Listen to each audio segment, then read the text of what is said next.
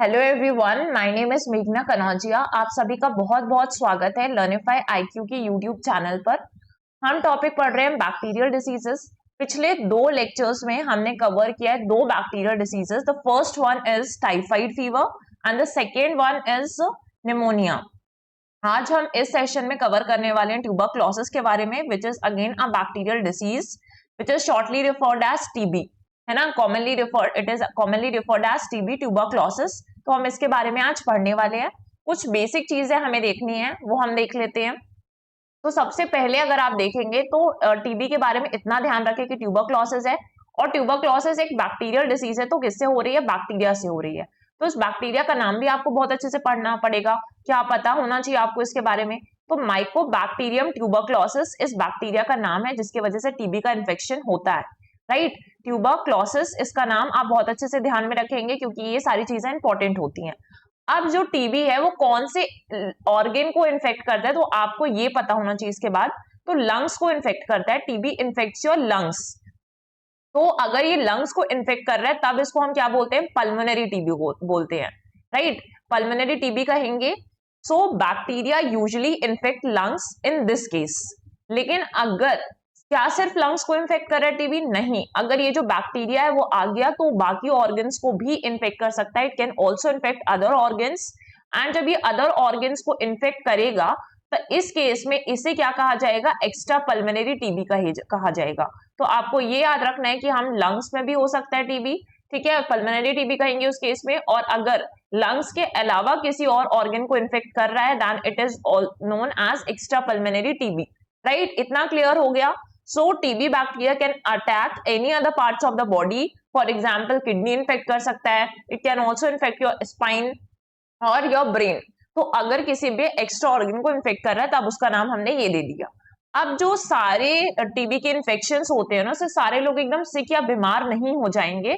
तो कुछ ऐसे केसेस होते हैं जहां पर आपको समझ में भी नहीं आएगा कि टीबी हुआ है। तो इस केस को हम क्या बोलते हैं? लेटेंट टीबी, या फिर हिडन हम बोल सकते हैं। हिडन फॉर्म है जहां पर आपको समझ में नहीं आता है, किसी भी पेशेंट को समझ में नहीं आता है कि टीबी के बैक्टीरिया अंदर प्रेजेंट है। और दूसरा होता है आपका एक्टिव टीबी, राइट।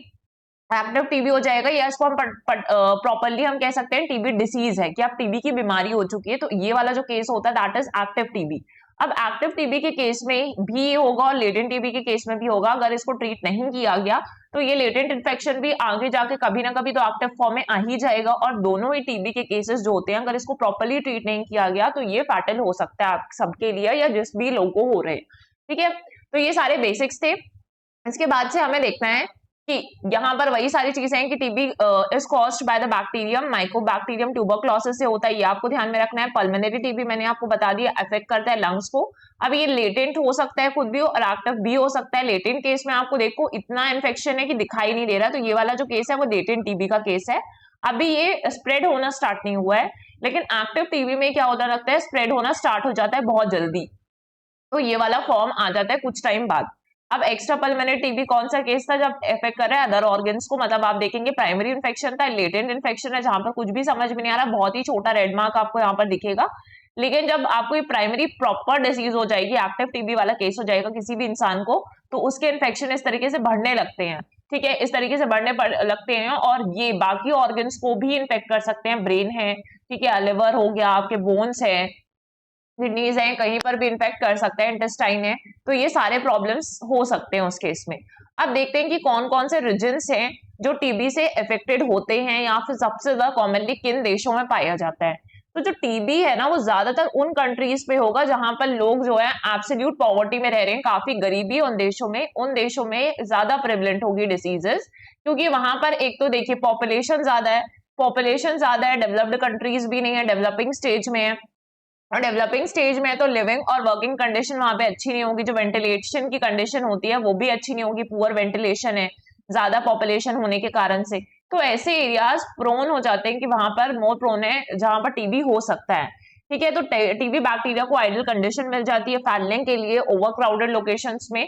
तो अगर हम देखें इक्वेटर का जो आपका लाइन होता है, ठीक है, इक्वेटर पास कर रहा है। अब इक्वेटर के आसपास रीजन जो बेसिकली ज्यादा बारिश हो रही है, ह्यूमिड एरियाज है, वहां पे टीबी बैक्टीरिया लॉन्ग टर्म तक प्रिवेल कर पाता है। और ये सारी ऐसी कंट्रीज है जैसे अफ्रीकन कंट्रीज हैं, गरीब देश हैं, और इंडिया के रीजन अगर आप देख लेंगे, इंडिया में भी काफी प्रेवलेंट है टीबी, ठीक है। इंडोनेशिया वाले रीजन है, साउथ ईस्ट एशियन कंट्रीज है, तो ये सारे रीजन है जहां पर टीबी के केसेस आपको ज्यादा देखने के लिए मिलेंगे। तो टीबी के इंसिडेंस और क्लाइमेट वेरिएबल्स के बीच में क्या कोई रिलेशन है? तो बिल्कुल है ना, ह्यूमिडिटी और ये सारी फैक्टर्स हो गए आपके। इसके बाद देख लेते हैं ट्यूबरक्लोसिस के रिस्क फैक्टर्स क्या, इम्यूनो सप्रेशन है। अगर किसको लंबे टाइम से कोई क्रोनिक डिसीज है तो वो ज्यादा प्रोन हो जाएगा इसके लिए। मल न्यूट्रिशन हो गए, जोग्राफिकल एरियाज हो गए, जैसे हमने यहाँ पे जोग्राफी डिस्कस कर ली। और सब्सटेंस यूज, अगर अल्कोहल या स्मोकिंग कर रहा है कोई भी व्यक्ति पहले से, तो उसको भी टीबी हो सकता है, वो ज्यादा प्रोन होते हैं। अगर हम देख लें कि डिसीज प्रेवलेंस कितना है, तो हम लेटेस्ट रिपोर्ट के अकॉर्डिंग देखेंगे। ग्लोबल टीबी रिपोर्ट आया था 2023 का, ये रिलीज किया गया वर्ल्ड हेल्थ ऑर्गेनाइजेशन WHO के द्वारा। और यहाँ पे बताया गया कि अगर हम सिर्फ इंडिया की बात करें, है ना, ग्लोबली भी आप देख सकते हैं, ग्लोबली जो पहले का रिपोर्ट अगर हम देखेंगे तो लगभग 10 मिलियन केसेस मिलते हैं, है ना, वर्ल्ड में। ग्लोबल टीबी रिपोर्ट में ये सामने आया था, और 1.4 बिलियन डेथ्स हो जाती है इसके कारण, 1.4 मिलियन डेथ्स देखने के लिए मिलती है एनुअली। तो ये सारा प्रेवलेंस है ग्लोबली। लेकिन अगर हम बात कर लें इंडिया की रिपोर्ट के अकॉर्डिंग, तो highest number of TB burden या केसेस हमें कहां पर मिलेगा? इंडिया में मिलेगा। 2022 में ये दिखाया गया था, 23 की रिपोर्ट में। और 2.8 मिलियन टीबी केसेस थे यहाँ पर, जो रिप्रेजेंट करते हैं 27% ऑफ द ग्लोबल बर्डन को, राइट। इसके बाद ministry of health and family welfare India में इंडिया टीबी रिपोर्ट प्रेजेंट करता है। 2024 का जो रिपोर्ट आया था उसके अकॉर्डिंग ये दिखाया गया कि मोर्टेलिटी रेट जो है वो कहीं ना कहीं कम हुआ है टीबी का। 28 पर लाख पॉपुलेशन था 2015 में, जो घटकर कितना हो गया 23, मतलब पर लाख पॉपुलेशन में 23 लोगों की डेथ जो होती है वो टीबी से हो रही है। पहले ये नंबर था 28, लेकिन वो डिक्लाइन हुआ है ना कहीं। तो ये दोनों रिपोर्ट्स, इंडिया में टीबी बर्डन भी है, लेकिन इंडिया ये भी शो कर रहा है कि इंडिया ने कुछ ऐसे एफर्ट्स लगाए हैं जहां पर ये चीज कम भी हुई है। तो ये डेटा है इंपॉर्टेंट, राइट। रीसेंट डेटा आपके लिए काफी इंपॉर्टेंट हो जाता है। इसके बाद वापस आते हैं कि टीबी का क्या प्रेवलेंस है, किस तरीके से कैसे स्प्रेड हो रहा है, सिम्टम्स क्या होते हैं। तो सबसे पहले आपको ये जानना जरूरी है कि टीबी एक ट्रीटेबल एंड क्योरेबल डिसीज है। ऐसा नहीं है कि ठीक नहीं हो सकता, ट्रीट नहीं किया जा सकता इसको, ठीक है। तो ये कम्युनिकेबल डिसीज है, मतलब अगर किसी पर्सन के डायरेक्ट कांटेक्ट में आते हैं, एयरबॉर्न पार्टिकल्स होते हैं, जब पर्सन टू पर्सन ये कांटेक्ट में आने से फैलते हैं। टीबी में कफ है, स्नीज कर रहे हैं, स्पिट कर रहे हैं, तो सामने वाले पर्सन को भी जर्म स्प्रेड हो सकते हैं। तो ये कम्युनिकेबल डिसीज है, याद रखेंगे ये चीज। सिम्टम्स आपको पता है, चेस्ट पेन होगा, weakness, weight loss, fever and night sweats होंगे, cough with bottom and blood आ जाता है टाइम्स। अब एक्टिव टीबी है किसी पर्सन को, तो ये वाले सिम्टम्स भी उसे दिखाई देंगे, राइट। अब दो तरीके के केसेस होते हैं, राइट। अगर आपके पास ड्रग्स अवेलेबल है यहाँ पर, तो एक होता है MDR टीबी, जिसे हम बोलते हैं मल्टी ड्रग रेसिस्टेंट टीबी, और ये होता है एक्सटेंसिवली ड्रग रेसिस्टेंस टीबी। मतलब ऐसा टीबी का स्टेज आ गया है कि अब वो ड्रग्स के प्रति भी कोई सपोर्ट नहीं दिखाएगा, उनके भी अगेंस्ट काम करेगा, रेसिस्टेंट हो जाएगा ड्रग के प्रति, ये है बेसिकली। तो ऐसे में दो केसेस होते हैं। तो जो फर्स्ट केस है ना, एक ऐसा फॉर्म ऑफ टीबी बैक्टीरिया है जो फर्स्ट लाइन ड्रग्स, आपको तो पहले याद रखना है कि फर्स्ट लाइन ड्रग्स आपकी कौन सी हैं। तो फर्स्ट लाइन ड्रग्स में आ जाता है आपका आइसोनियासिड आता है, ये हो गया पहले फर्स्ट लाइन में। आइसोनियासिड और ट्राइफेमेसिन जो है फर्स्ट लाइन ड्रग्स है ना। उसके बाद अगर हम बोलेंगे सेकेंड लाइन ड्रग्स कौन सी है, तो बीडाक्यूलिन है ना, बीडाक्यूलिन सेकेंड लाइन ड्रग्स है। ये दोनों फैक्ट्स बहुत इंपॉर्टेंट है कि फर्स्ट लाइन कौन से एंटी टीबी ड्रग्स हैं और ये second line anti TB drugs हैं आपके बीटाक्यूलिन है। तो अगर इस स्टेज में बैक्टीरिया आ चुका है या इतना टीबी हो चुका है इन्फेक्शन कि फर्स्ट लाइन ड्रग्स को रिस्पॉन्ड नहीं कर रहा है, आइसोनियाजिड और राइफेमेसिन को, और लेकिन उस व्यक्ति को सेकेंड लाइन ड्रग्स यानी बीडाक्यूलिन देकर ठीक किया जा सकता है, तो उस व्यक्ति को क्या है, मल्टी ड्रग रेजिस्टेंट टीबी है, राइट। लेकिन अब ऐसा व्यक्ति का स्टेज पहुंच चुका है कि अब उसको हम ये सेकेंड लाइन ड्रग्स देकर भी ठीक नहीं कर पा रहे हैं, तब वो किस केस में आ जाएगा, वो हो जाएगा एक्सटेंसिवली ड्रग रेजिस्टेंट टीबी यानी कि XDR TB. A more serious form of MDR TB ही होता है जो caused by bacteria that do not respond to the most effective second line drug को भी रिस्पॉन्ड नहीं कर रहा है और पेशेंट के पास अब कोई ट्रीटमेंट ऑप्शंस बचते नहीं है, तो उसको क्या कहा जाता है, एक्सटेंसिवली ड्रग रेजिस्टेंस टीबी कहा जाता है, राइट। अगर हम देखेंगे ड्रग्स के फॉर्म में तो ये हो गया। तो अब हमारे लिए वैक्सीन क्या अवेलेबल होती है कि बच्चों को या शुरू में ही क्या वैक्सीन दी जा रही हैं जो टीबी के अगेंस्ट आपको लाइफ लॉन्ग प्रिवेंशन देंगी। तो ये जो BCG वैक्सीन है, BCG वैक्सीन आपने नाम सुना होगा, बैसिलस कैलमेट-ग्यूरिन वैक्सीन, ये दिया जाता है और ये एक लाइफ एटेन्यूएटेड वैक्सीन है, मतलब वीकेंड वर्जन उसी बैक्टीरिया का यूज किया जा रहा है। ये इंडिया में इकलौती लाइसेंस वैक्सीन है जो अवेलेबल है टीबी प्रिवेंशन के अगेंस्ट। और ये जो वैक्सीन है वो काफी पहले जाती है, मतलब लिमिटेड स्केल में इंडिया में 1948 में अवेलेबल करवा दी गई थी। बट ये नेशनल टीबी जो कंट्रोल प्रोग्राम चल रहा है इंडियन गवर्नमेंट के द्वारा, उसमें ये शामिल किया जाता है इसको 1962 में।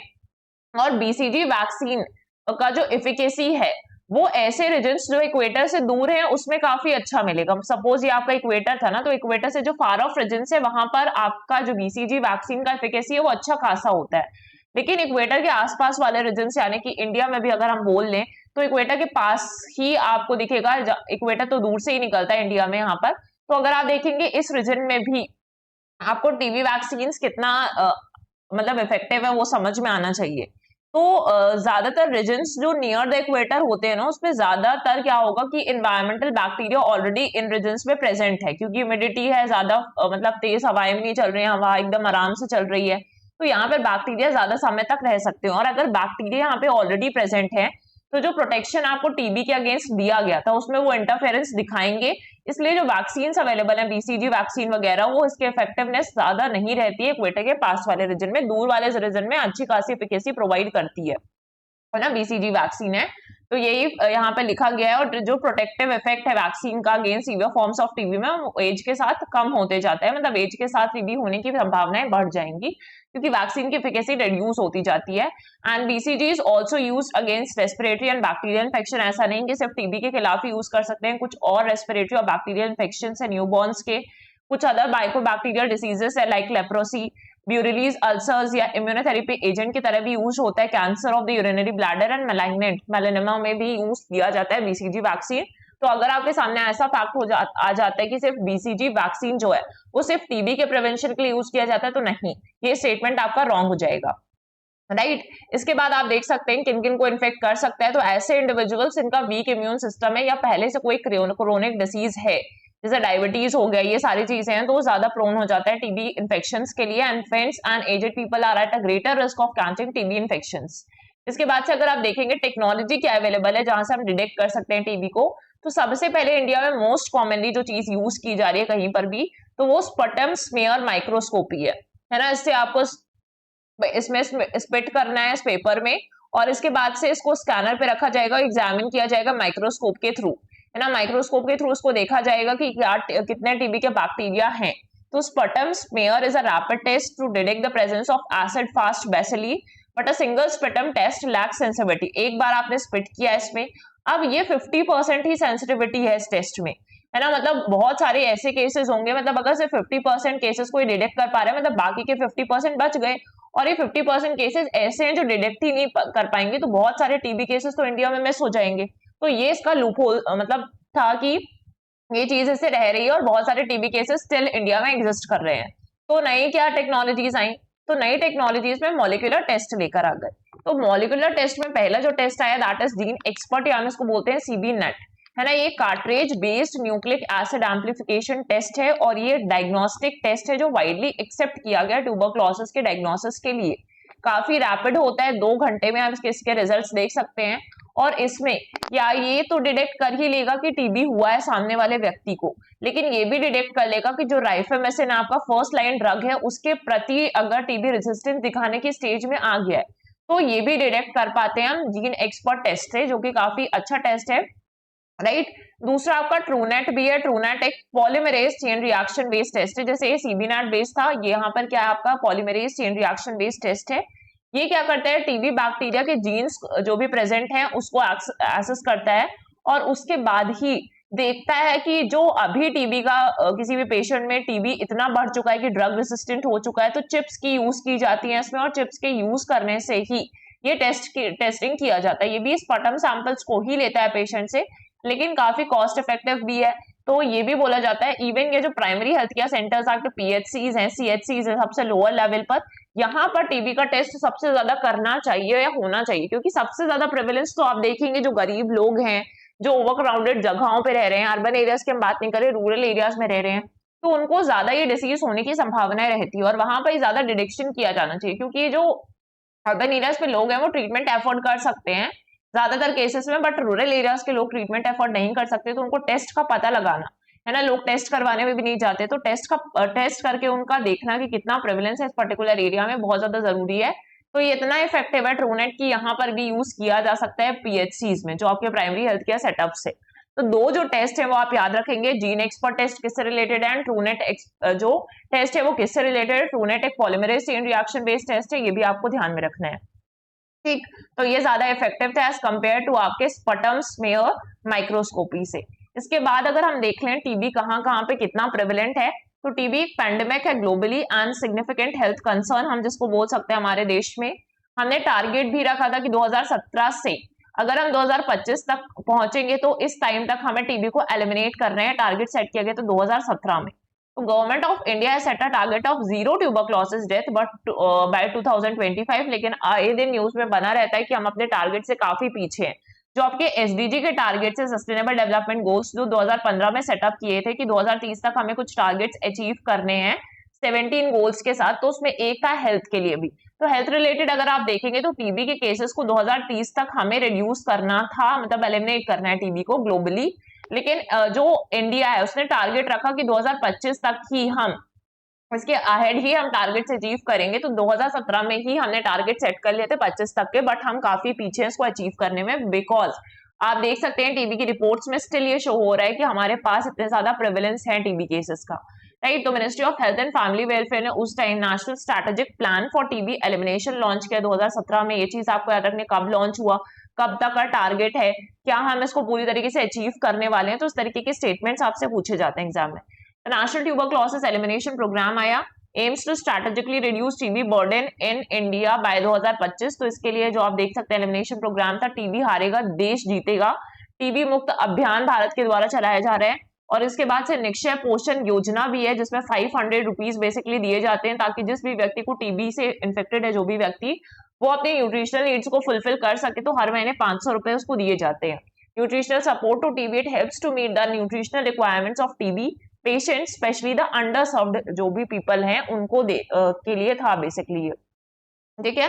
फिर हम देख लेते हैं एक और इम्पोर्टेंट फैक्ट कि वर्ल्ड ट्यूबरक्लोसिस डे कब सेलिब्रेट, मतलब अवेयरनेस के लिए इसको सेलिब्रेट किया जाता है कि हम अवेयरनेस क्रिएट कर सकें, राइट। तो वर्ल्ड ट्यूबरक्लोसिस जो डे है वो 24 मार्च को होता है ग्लोबली, अगर हम देखें वर्ल्ड लेवल पर ही है। और इस बार जो 2024 का थीम था वो था yes we can end TB, ठीक है। तो ये सारी चीजें थी, हमने ट्यूबरक्लोसिस देखा कि वो बैक्टीरिया से हो रहा है, कौन से बैक्टीरिया से हो रहा है वो भी हमने देख लिया। फिर हमने यहाँ पर देखा कि किस तरीके से ग्लोबल बर्डन है, कौन कौन से टाइप्स हैं टीबी के, ग्लोबल बर्डन देखा, किस रीजन में ज्यादा प्रेवलेंट है, क्यों प्रेवलेंट है ये भी देखा, एमडीआर टीबी और एक्सडीआर टीबी क्या है, वैक्सीन कौन सा अवेलेबल है इसके लिए इंडिया में, कौन सी टेक्नोलॉजी का यूज किया जा रहा है, तो ज्यादा इफेक्टिव टेक्नोलॉजीज आपको पता होने चाहिए, किस पर बेस्ड है ये भी आपको पता होना चाहिए। फिर इंडिया में कौन कौन से प्लान है by the government of India, ये आपको पता होना चाहिए, बिकॉज एग्जाम पर्सपेक्टिव से आपके लिए सारी चीजें इंपॉर्टेंट है। और वर्ल्ड ट्यूबरक्लोसिस डे आपसे वन डे एग्जाम्स में पूछा जा सकता है कि एक स्टेटमेंट दे दिया आपको कि कब होता है, क्योंकि ट्यूबरक्लोसिस इतना बड़ा कंसर्न है इंडिया के लिए, सो इट बिकम्स इंपॉर्टेंट। सो ये सारी चीजें देखी हैं। सेशन का पीडीएफ आप डिस्क्रिप्शन में जाके डाउनलोड कर सकते हैं, तो वहां से आप कर पाएंगे। बाकी 2 लेक्चर्स जो बैक्टीरियल डिसीजेस पे हुए, सारे पीडीएफ आप वहां से डिस्क्रिप्शन से ही डाउनलोड करके रिवाइज कर सकते हैं। तो आज के सेशन के लिए इतना ही। Thank you everyone.